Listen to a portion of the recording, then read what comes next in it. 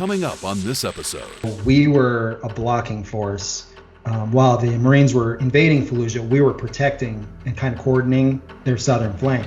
And we were getting hit hard. And these guys were not farmers or just like makeshift terrorists. These guys were setting up L-shaped ambush with secondary and tertiary fighting positions. They had indirect fire, they had IEDs, they had machine gun nests, they had RPGs. These guys, when we caught them, they had full chest rigs with AK-47s with drums and 7 mags across their chest. They had grenades. These guys were legit. They were uniformed enemy. They weren't dudes running around in man dresses with shooting gangster style.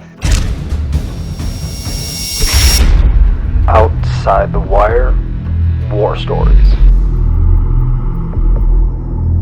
Welcome to Outside the Wire podcast, and today we're going to do something a little different. We have been talking a lot about mental health and positive healing and things that we can do for resources that can help us work through PTSD and stuff like that.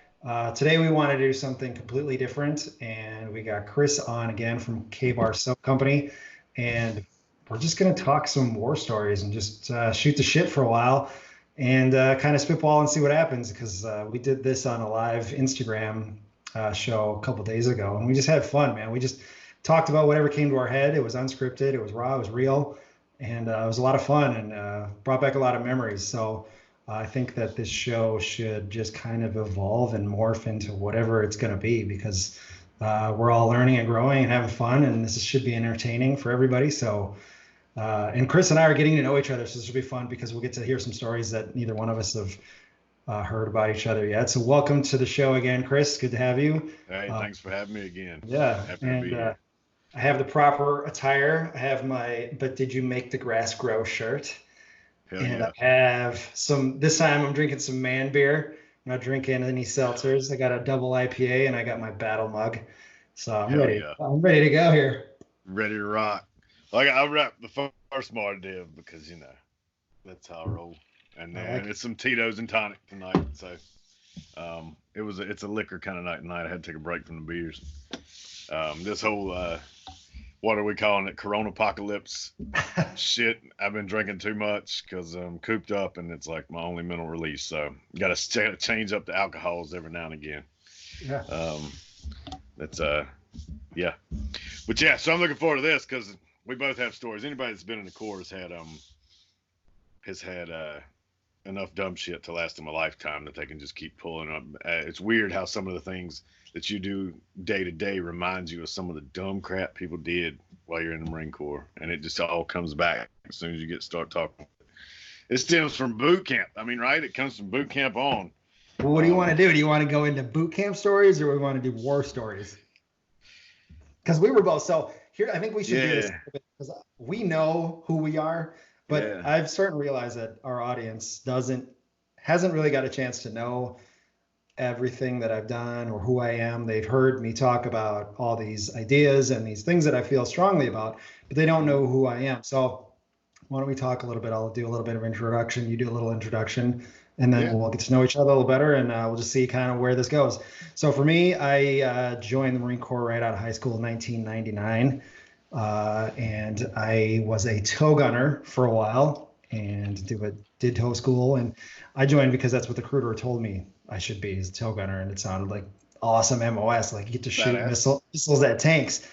And but then 9/11 happened, and we were prepping to go deploy, and all of the things that I had heard about Iraq, was like, I don't want to be a tow gunner. Like I don't. So when we had the opportunity to cross train and be 31s, I was all about it. I'm like, yes, give me the 240 Golf or give me the Mark 19. I would much rather have that in a firefight than a single shot tow missile.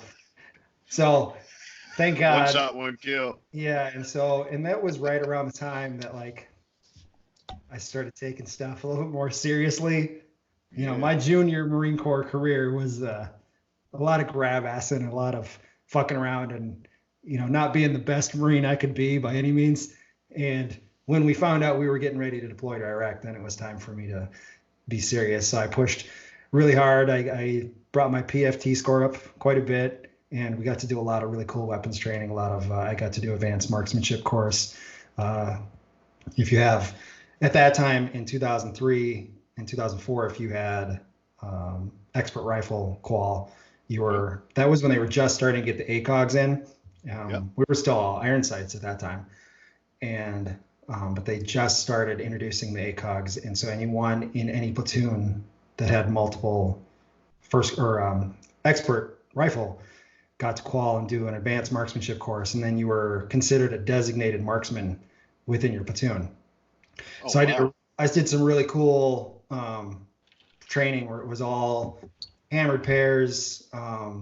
It was all done in combat Kevlar flak, everything full combat load. You didn't do it with soft covers. You didn't do it lying in a range. It was all moving. And they changed your shooting positions at that time. It was present the SAPI plate, not sideways, because we didn't have the side SAPIs at that time. So it was cool because there was a lot of new education, a lot of new stuff that we got to learn. So I was pretty excited, and I got issued the ACOG, and that was pretty cool. But what about you? What was it like spinning up before you guys deployed? So, well, from the beginning. So I joined boot camp just a little after you. So my retirement mark would have been next month now, right? So I joined in April 2000, and then it was a couple years after I got out of high school. I had fucked my life up enough to where I needed a change, and that's why I credit the Marine Corps for changing me. Made a decision, watched a good hometown friend graduate, in the middle of my stupidity. Went down and watched him graduate, and I was like, you know what? I saw how proud he was, and I knew from that point on I needed to make a shift, and I went and signed up at the recruiter.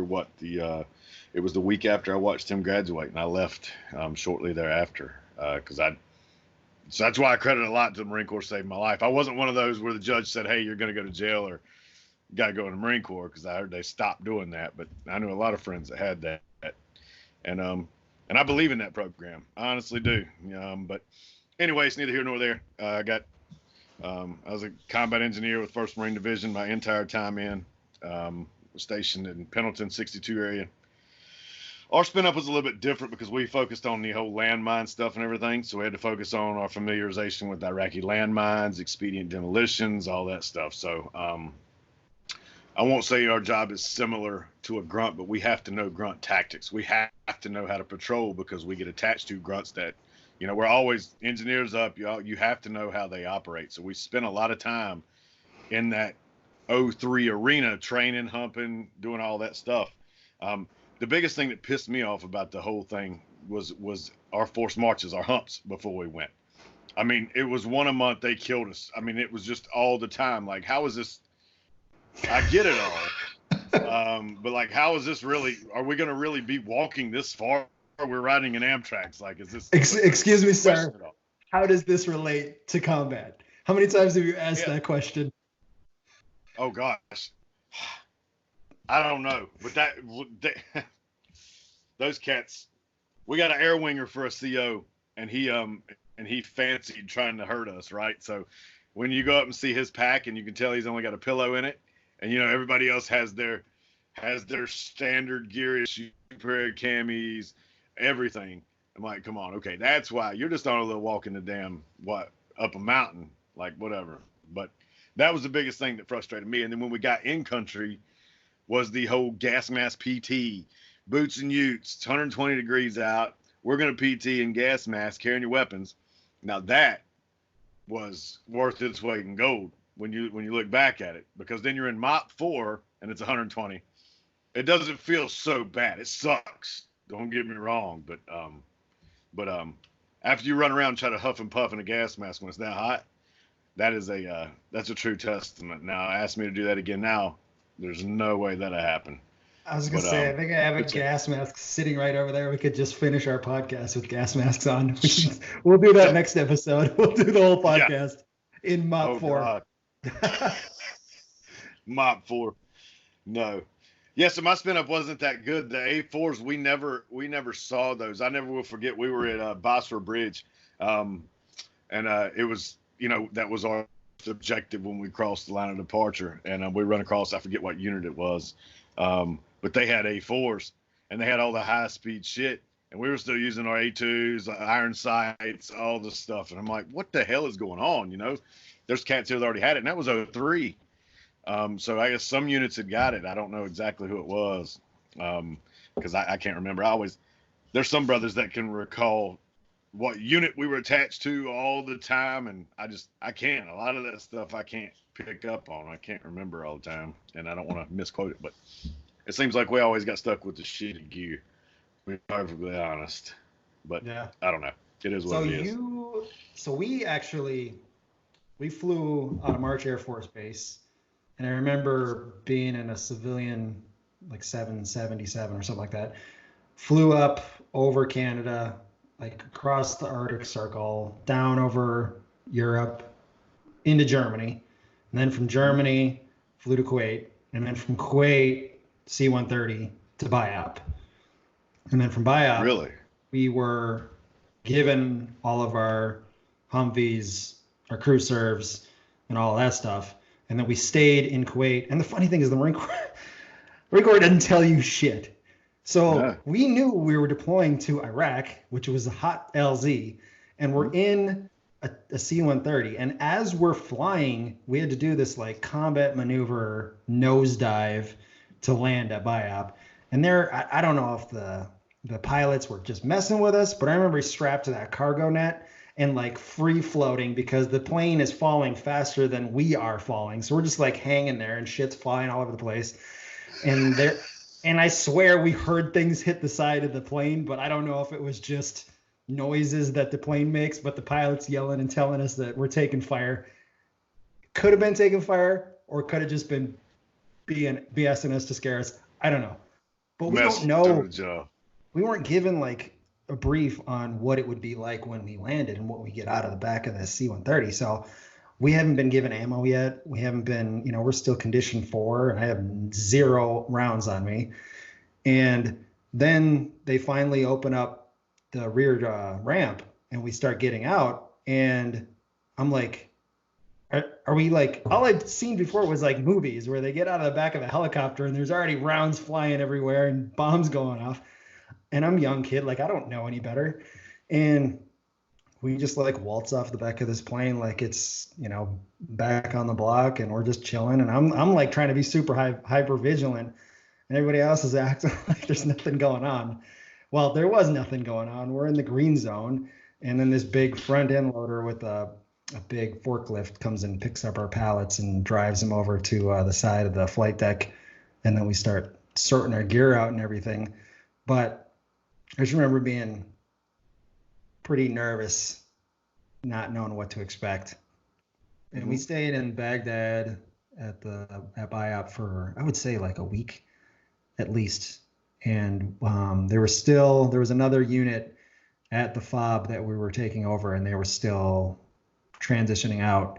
And Marine Corps, his word was flying all over the place, rumors. So we didn't know what was going on. But finally, we do get to our base, and they're telling us about how they were inserting guys in helos, and the helos were getting hit by RPGs, and they're just getting us all spun up. Yeah, we were chomping at the bit to get into it. And so we finally get into our base, and I can't remember which unit. Same thing. I can't remember which unit was there. It was another Marine Corps unit, but we piggybacked on a lot of combat patrols with them. Learned the AO. We got our own maps and started conducting our own patrols. And then our battalion commander scouted out the area and then decided how he wanted to conduct all of our stuff. We did a lot of satellite patrols. Yeah. And we were in Mahmudiya, so we had the Sunni Triangle, Mahmudiya, Yusufia, and Lutafia. That was our AO. And so we put their main FOB was in Mahmudiya, and then our satellite patrol bases were in Yusufia and Lutafia, which was south. And then once we had 2 line companies pushed out to those satellite patrol bases, then we hardened the FOB, and then we started conducting our mobile. We had MISS teams, which were Humvees with the heavy crew serves, and then we also had a recon sniper team with they had like softbacks and just their, you know, their Barrett and their M40. And then we had the engineers, I think, were in same thing, high backs or softbacks. And then the line guys were just on foot for the most part, and they had 7 tons. And then I was on the Colonel security team, so we were PSD, so we had up armored Humvees, and then I bounced between the 240 Golf and the Mark 19, and I was lead vehicle. I was first gun, red one, so I was the eyes and the ears of the patrol every time we went out, and it felt good. It was I was nervous, but I liked being up there in front because I felt like I was the one who could see things first, and I always had pretty good vision, better than 2020, and I knew I was pretty comfortable with the machine gun, so I was pretty comfortable up there. And we had a good team. We had good machine gunners, and we had some line guys that attached to us, and it got pretty wild though. That was how we got in. How did you get? Because you went. That was 04, right? That was 04. You went in 04.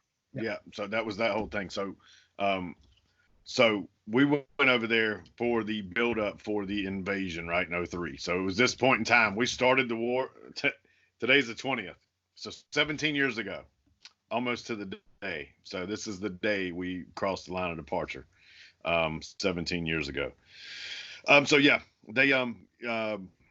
we flew into Kuwait. So we left at a March Air Force Base as well, but we went to Bangor, Maine. We didn't go over the Arctic Circle. We went to Bangor, Maine, and then we went to Cyprus, I believe, and then from Cyprus to Kuwait.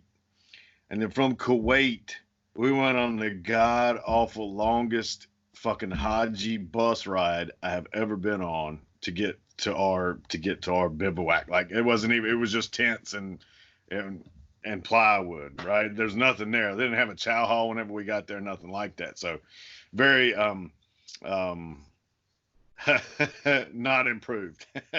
Took a while to get a chow hall. We ate MREs, obviously. I'm laughing because I forgot about the Haji bus rides. Yes. The tassels around them and stuff, and the bad thing is, you can call me a shitbag, and that's cool. We just got off this flight, so it was a commercial, just like it was when you getting over there. So we just 777, some massive thing. Do what now? Did they tell you not to take pictures when you were loading up on those planes? We didn't have any digital way to take pictures, so it wasn't even that big of a deal then. I just remember them yelling at us, and I had like a little digital camera I just bought. So I have a picture of me taking a picture, and I'm like, "Why is it a big deal? We're getting on a 777." I'm like, "Well, would you care if I take a picture of this?" It's not like you could send it to anybody. There were no smartphones back then, anyway, right? Yeah. So, and I'm sure that's all out the window now. OPSEC doesn't exist. But anyway, sorry. Go ahead. Yeah, no. So I got that bus, and then so we had been on this flight, so NCOs had to do security on this bus ride up there through Kuwait until we got, close to the Iraqi border. And that was the worst bus ride ever because I've been on an airplane for, I don't know, fucking 2 days. It felt like just stopped going all over the place. And then, and I never will forget, I had one of my Lance Corporals. I was totally bobbing for cock. I was totally asleep. And I'm like, I'm done. Like, there's nothing out here. It's nothing but desert. It's dark. I'm on this hot ass bus. I've been flying, and I lost all my bearing, and I was. And so I had this Lance Corporal wake me up, and I told him, I said, "You fucking wake me up again?" Like I started chewing his ass. So you were corporal at this time? Yes, I was corporal when I was assistant squad leader for the invasion, and man, and I look back on that, I'm like, man, that is not leading from the front. Like, but I literally could not keep my eyes open. And that was a moment of weakness. Like it was physically impossible. But then I realized, a couple months later, whenever we first crossed the line of departure, staying awake for 4 days straight can happen easily when you're that intense but for some reason, that bus ride, man, dusty, hot, sweaty, and it had the right amount of just like back and forth bounce. It was like rocking me to sleep. It was so horrible. But yeah, so that's how we got there. We got there in the middle of the night. All our stuff's everywhere. And we sat there for 2 months doing gas drills and running around in freaking gas masks and PTing and playing football. And I built some pull-up bars right next, because there was nowhere to work out, nowhere to do anything. And we were there for 2 months, so we kind of got bored. So I went and built some pull-up bars, and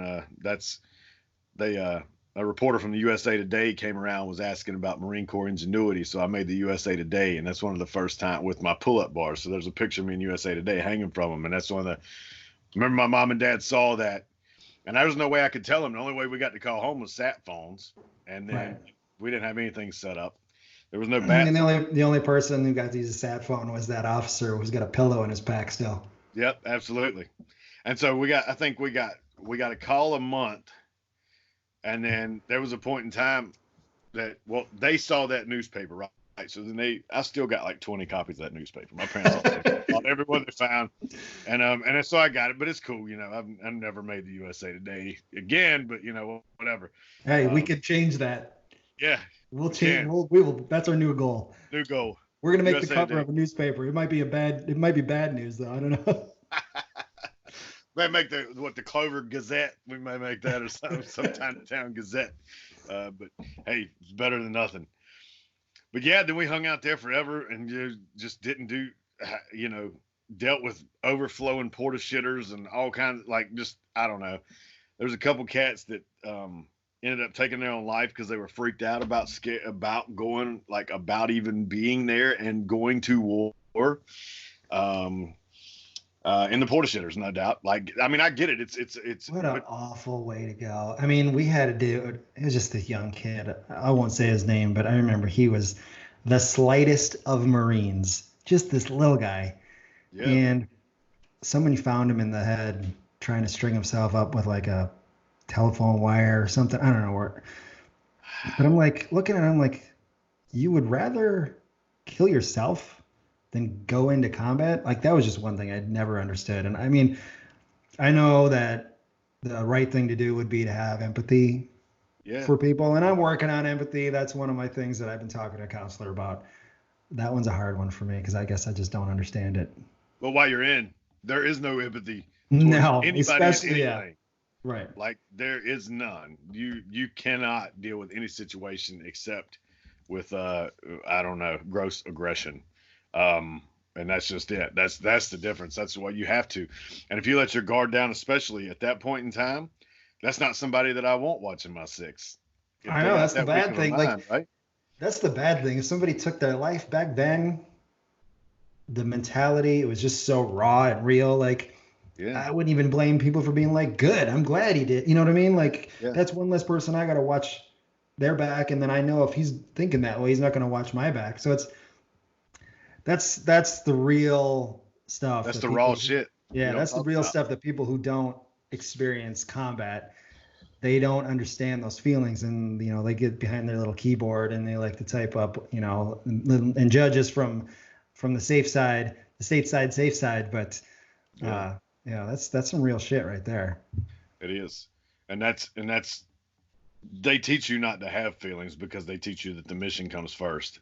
Morale's always second. So it's all about mission accomplishment, and that's what it is. It's so you have to disassociate yourself with any of that stuff. You can't have feelings, man. And I swear that's what is the hardest thing to get over with. We talk a lot about feelings and the importance to be able to be emotionally intelligent and all that stuff. But I don't know that I would change any of that. You know what I mean? If you think about being combat effective, that's the Marine Corps' number one thing.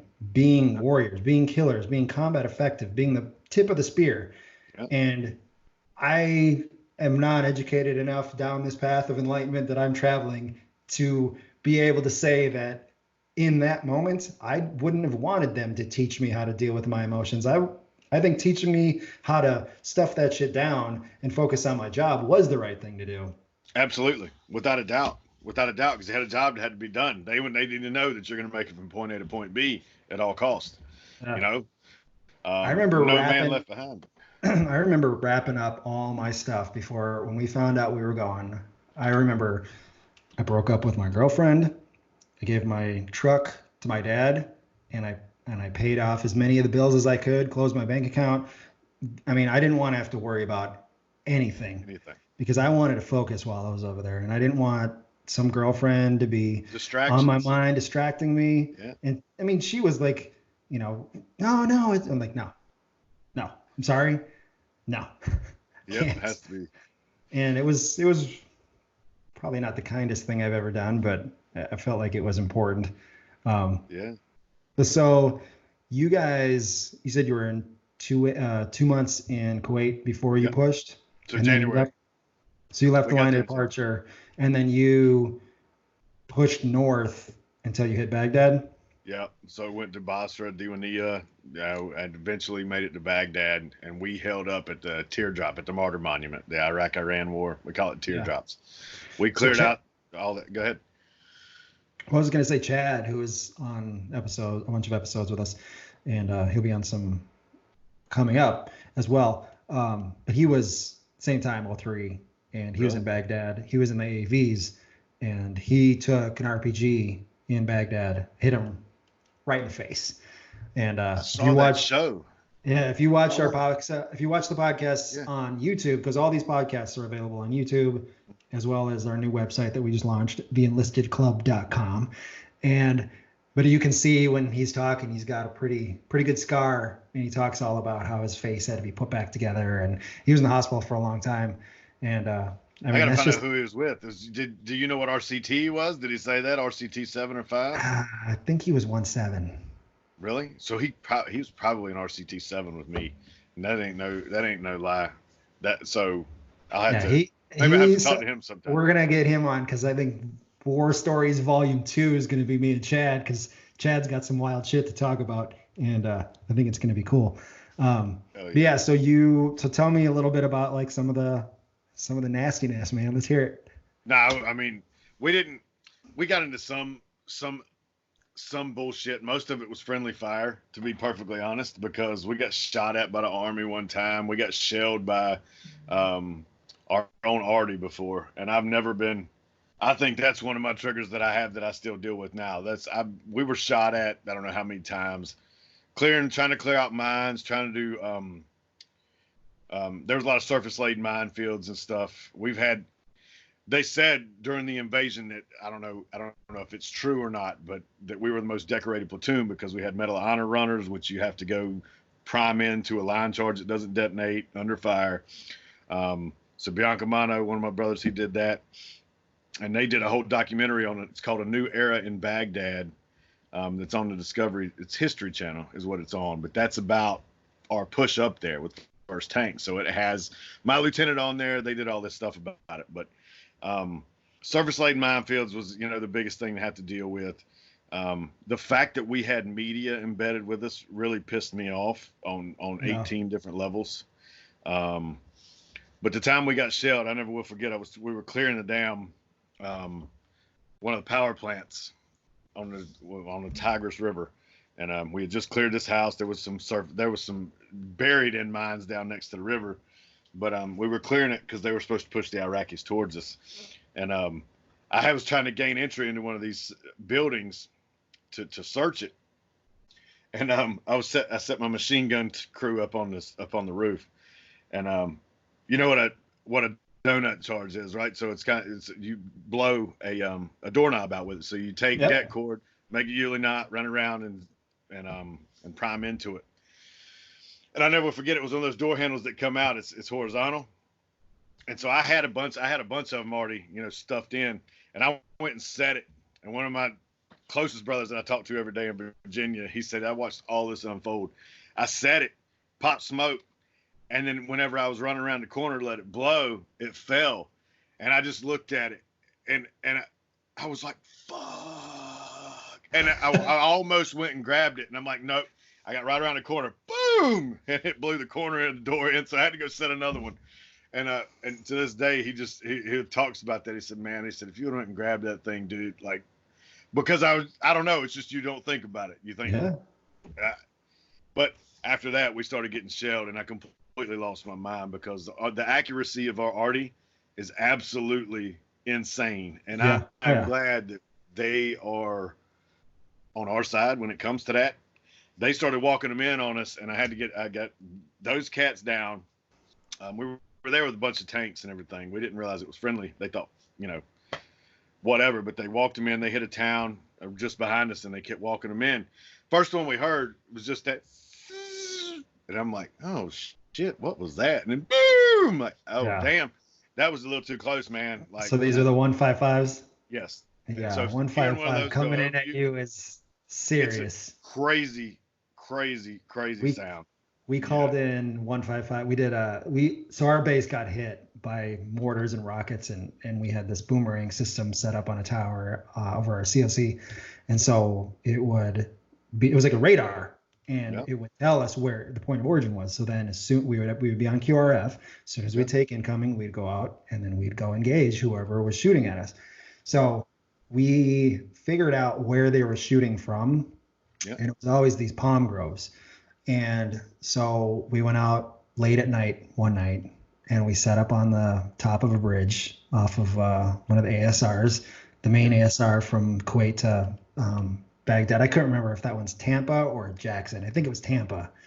But anyway, so we're sitting up underneath this bridge embankment, and I got their NVGs on. And I remember thinking, like, this whole time, like, I'm sitting up in the gun watching the Marine on the hook talking to the Artie on our base. Yeah. And I'm thinking, like, this is like a goddamn movie. Like, this is so fucking cool, dude. Like, I'm sitting here with my NVGs looking out on this palm grove, and these guys have no idea we're here, right? They're about to rain down. And and I'm sitting there, but I'm smart enough to, like, I'm looking at the map, and I'm like, hold on a second. We're looking directly at our base. Yeah. Like, the palm grove that we're calling fire on is in between us and the base. And I'm looking at the guy on the radio, and I'm like, I hope this motherfucker knows what he's doing, because he's about to call fire directly at us. And I think I still have a video somewhere. I'll have to see if I can find it, but I have the actual video recording of him on the hook talking the rounds in, doing the fire mission. Yeah. And you can hear it, same thing. And it was crazy. So I got the NVGs, and I'm sitting there on top of the Humvee and the gun, and I'm looking out, and I can see, Iraq was dead quiet at night, and it was dark. All the lights were off. The only lights that were on were a few on our base, and I could see the IR lights from our base. We were, I don't know how many, 10 miles away or whatever. I could see it though, because it was the only thing on the horizon. Yeah. And sure enough, I can hear, I can see the light. Then I hear a shot out. Yep. Then I hear, yeah. And then and I hear splash, right? Yep. And I'm like, dude, I'm sitting there with just the monster boner, right? Like, hell yeah, the coolest thing I ever seen. Chub as hell. And I'm sitting there watching with my AVGs, just watching palm trees go flying, and the guy on the hook's like, on target, fire for effect, and then you just see all three guns, shots out, and then, and that palm grove was dust, dude. It was definitely by far at that point was one of the coolest things I'd ever seen. And hell yeah, that palm grove was done. We didn't take any fire from that palm grove again. No shit. I'm surprised you didn't see body parts flying around through there. That's one of the things you see. Decent distance. We were probably 400 or 500 yards away from the palm grove, but you could see that it was pretty decimated by the time we were done. Hell yeah. I love it. I don't know. It's amazing how good some of that training that they've done takes over, right? Or how, so they knew to get close enough to where they could fire for effect after dropping one, right? So that's great. I swear there was one instance where a Cobra pilot, and thank God for close air support with all this stuff, man. Cause we had Cobras with us, and it was, the best thing ever. The bridge at Diwania was one of our craziest times, because all the surface laid mines, we had to, provide mobility. They'd already blown the bridge. They blew half of the bridge. And so we couldn't slow down. It was supposed to be a feint. We were supposed to go set up at that bridge and make the Iraqis think we were going there, and then they were going to choose a north route. So it was supposed to end up being a feint. But so they had blown half of the bridge. It was on the closer to Baghdad side of the bridge, and they had surface laid mines before it. And so we had to go up and clear. There was mines laid out to where we couldn't bring the tanks up close to the bridge, so we had to go up in front and clear. They were shooting an anti-aircraft gun at us on the ground, like across the river from an embankment. You don't realize you're getting shot at. Like, I mean, there's so much shit going on. There was a truck full of ammunition that was just all burning off, so you don't know where it's coming from, whatever. And so right when I got back next to the tank, he was like, main gun. And right when I got next to that tank, he fucking shot at that bunker. And I didn't hear anything out of my ear, I don't know, 3 days. Yeah. And people run around bitching about this earplug lawsuit. Right. Like, I know. Who got to shoot earplugs? Like, it's a miracle I can hear a single thing after all that shit, right? Yeah. But I swear. Go ahead. Go ahead. No, well, in the middle of all that stuff, that bunker, I guess, was still going. And I swear, I don't know, the way I remember seeing it was that a Cobra was able to skip a Stinger missile off of the fucking river and hit this bunker. And I don't know if I was just hallucinating or what, or he understood the right angle that thing needed to be to skip like a rock, because the way it was embedded was almost underneath the bridge. So you couldn't really get to it with a tank because it was down an embankment. And I swear, maybe I was just, I don't know, maybe I thought I was in a movie or what, but I swear I remember it taking off and skipping like a rock, just like glancing in the water and right into it. And I saw body parts fly out of it. Yeah. I swear. Now, maybe I'm just like, I don't know. I wish I need to have a brother to corroborate that story. And I think we've talked about it, but yeah. Well, you find one and we'll get him on the show and we'll corroborate your story. And though you talk about bridges getting blown up, so our FOB, we patrolled the Euphrates River as part of and I remember like being in Sunday school and hearing about the Euphrates River and like Jesus. Yeah, right. Yeah. And I'm sitting here, I got a picture of me peeing in the Euphrates River. Of course, just don't drink the water out of it. I was like, leave it to a Marine to go to Sunday school and hear about something Jesus did, and then you want to pee in the river too.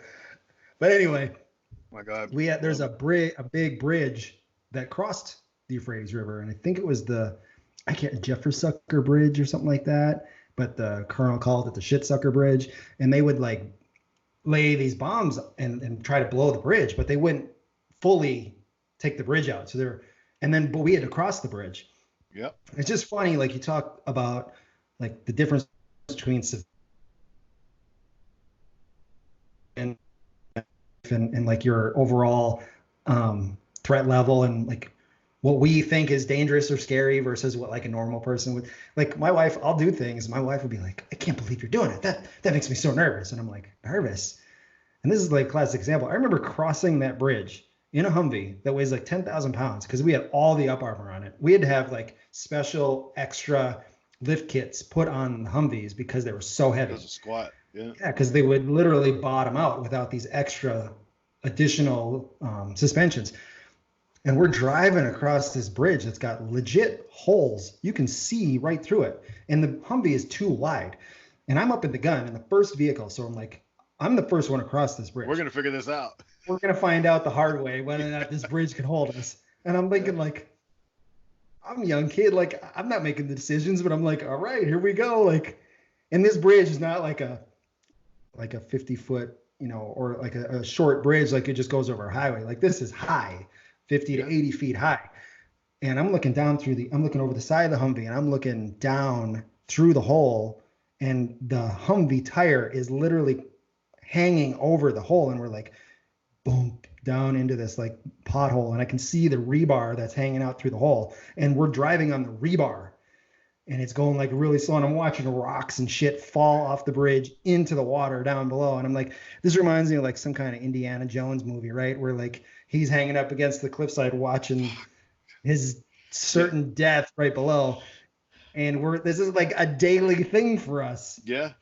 That's why you get desensitized to that mess, is because it's like it does not matter. You don't have time to be scared because we're going.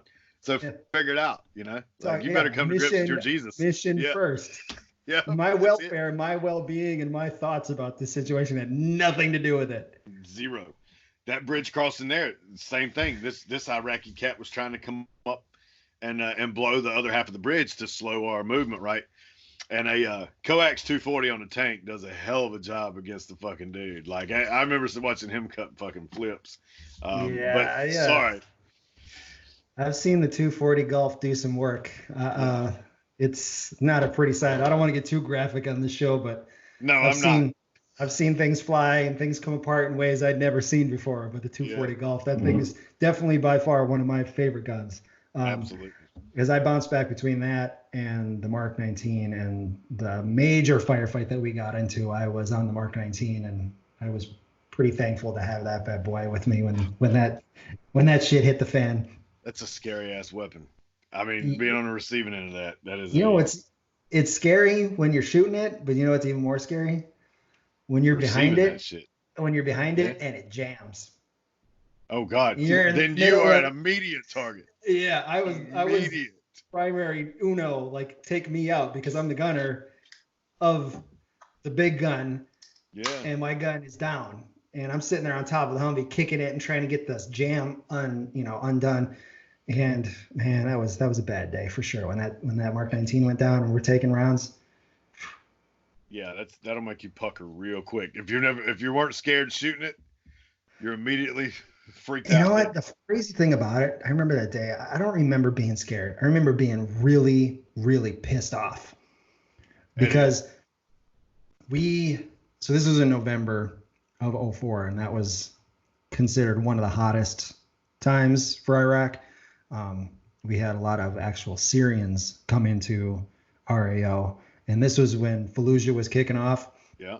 And so we were a blocking force to prevent reinforcements from the enemy coming from the south side into Fallujah. So we were protecting, while the Marines were invading Fallujah, we were protecting and kind of coordinating their southern flank.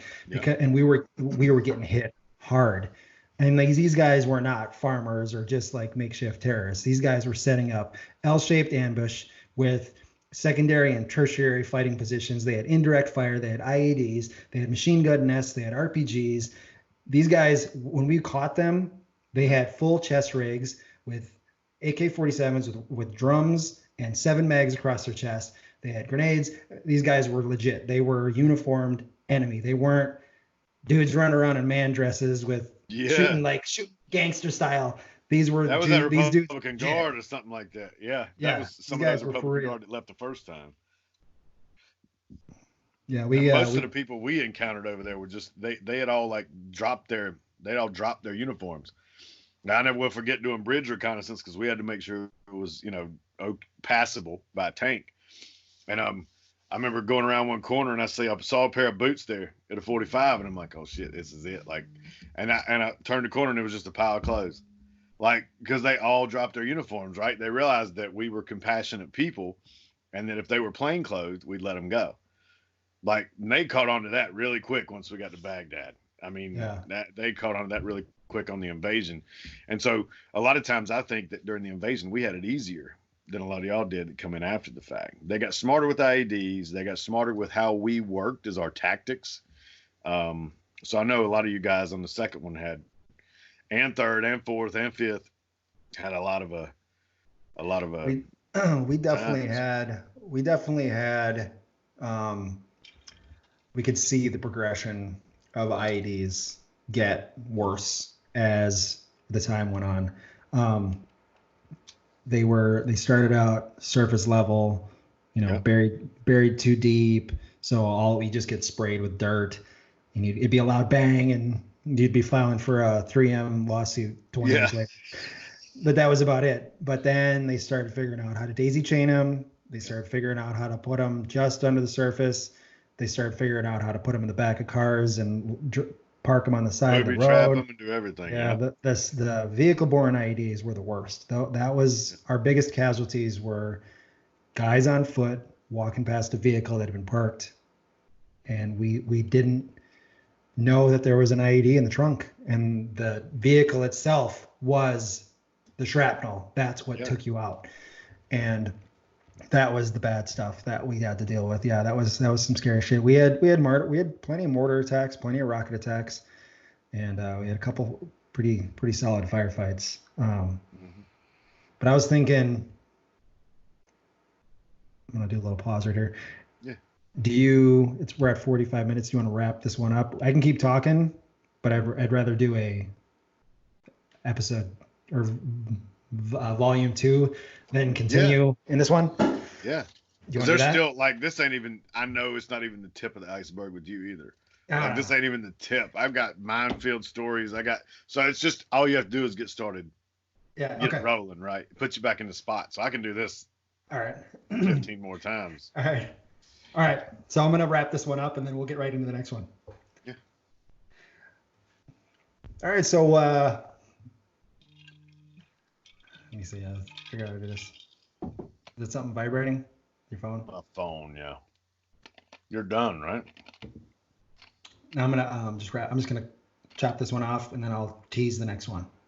Right.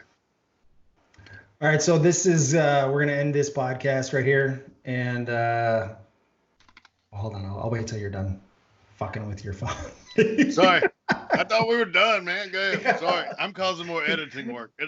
No, you're good, dude. All right, great. So we could go on all night long with these war stories, and we're probably going to, but I'm gonna end this podcast here, and we're gonna finish talking some more, but we're gonna make that war story volume 2. So look forward to that on the next one. And Chris, again, thanks for having you. We'll keep going. And tell us real quick again, you're Chris, owner of K-Bar Soap. I know you don't really like talking about. Tell me about your soap one more time. I make grenade soap for freedom-loving patriots across this land. So it's all made with these 2 hands right here. Nothing, especially nothing from China, goes into that soap. That's awesome. And I don't talk about my business enough, and I get yelled at from my partners, my co-owners. I am one of the owners of Leatherneck for Life, which is 100% made in the USA as well. Yes. Apparel for Marines. We are officially licensed by the Marine Corps, and the lovely shirts that we're wearing tonight are Leatherneck for Life shirts. So if you'd like to get a but did you make the grass grow shirt, or if you would like to get a division shirt, 1st, 2nd, or 3rd Marine Division shirt. There's only one division. I agree. First Mardiv. That's right. Yeah. No better friend, no worse enemy. And we just rolled out our new website, which is doing really well. The first day we had 1,200 visitors. It's incredible. This blog a home, but in addition to that, I'm writing a blog. It's all satire, just making fun of the different branches. I have a meme page, at Leatherneck for Life on Instagram, and we got a 40,000-ish followers, and I just crack jokes all day, and that's one of my favorite things to do. The followers on there are great. We have so much fun. And if you like what you see on the Leatherneck for Life Instagram page, definitely check out theenlistedclub.com, because I'm going to have a lot more on there. And in addition to the podcast and the funny stuff, we do have some pretty cool resources. We talk any of the good stuff that we talk about in this podcast that has to do with mental health or helping veterans will be on the resources category of that blog. I just posted something today. The Pentagon has a foundation for helping veterans, and they just released a specific, what's it called? Relief fund, basically, for veterans who've been affected by the coronavirus. So if you have hardship due to the coronavirus, I know some of us have lost work due to it. We're not able to go to our job. We're kind of sheltering in place right now. If any of that has affected you and you have an honorable discharge from the military, you can go to the website, theenlistedclub.com, go to categories, resources, and find the information. You can apply and get up to $1,500 paid towards rent or mortgage or utility bills. It's pretty cool, and we're gonna have all kinds of stuff like that on the website, including funny and this podcast. So thanks again for watching, and we'll see you on Volume 2, War Stories Volume 2, Outside the Wire podcast. Sidewinder, this is Echo 5 Tango. Echo 5 Tango, this is Sidewinder. Got you, Lima Charlie. Roger. Interrogative. Do you guys have any Slim Jims? We're starving.